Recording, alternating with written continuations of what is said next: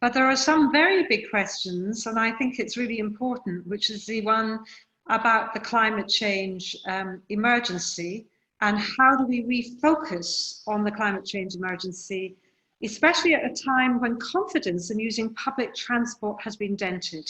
So this is a great one for the city leaders. You know, you've got public transport, we've been trying to encourage everybody onto it, but now climate change people are anxious and they want to drive their cars. And I found this when I was in London, there was nobody on the tube and buses were 50% occupied. So I'm wondering how we get this balance right. Maybe Jamie this time, is this one you feel comfortable with? Great, thank you. Yes, thank you very much, Alison, which obviously is a huge part of what we're doing as an North of Tyne.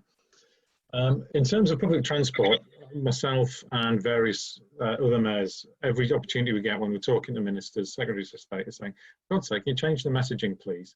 And actually tell people that if they're just wearing masks, then the transmission rates are dealt with, that people should be doing it. And we can't have a public transport system where people are then, you know, getting taxis to places, often which they can't afford. The climate crisis is so serious that even if we hit the Paris targets, we're going to see 3.2 degrees of warming, which will see runaway climate effects, and about between 1 and 2 billion people displaced worldwide. We just look at what happened with Syria with 1 or 2 million refugees. We see that on a scale of 1,000. We get how serious this is. And it's going to happen within a couple of decades if we don't fix it. So everything we're doing is about the Green New Deal. But as a region, that's going to require us to work together. To get the funding we need from government, because you know what, we don't have control of where the income tax goes and where the VATs go, so I think we should have more of it, and it's got to be that focus. So it's offshore wind, it's low carbon housing, and it's putting the jobs into this area. There's so much work needs doing, you know, and rather than wasting the money the way the government has been, we can actually fund an entire Green New Deal project. Thank you, Jamie. Chi, would you like to address this one as well? So really yes, I mean, I think absolutely agree and support what Jamie has been saying. I also just add, you know, it's hard to look for positives in the pandemic, but it is true that as part of the lockdown, we saw and felt what cleaner air in Newcastle was like, what being able to hear the bird song was like. And we also had, you know, we had the opportunity to almost stop the global economy.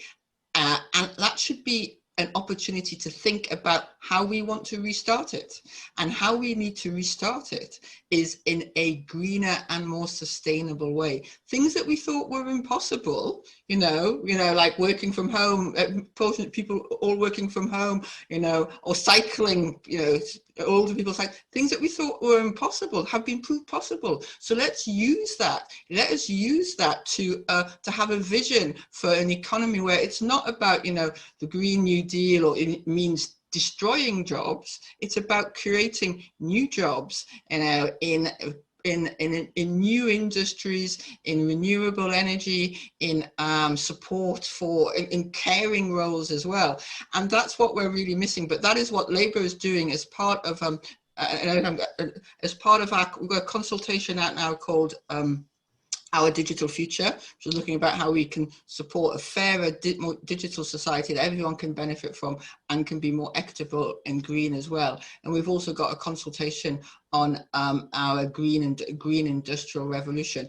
And it's all about, you know, I just want to say this, these are not things that have to happen to us, you know, it's things that we can we can change, and we can make this a greener, fairer economy. But we have to have the right vision, the right policies, and the right determination to do that.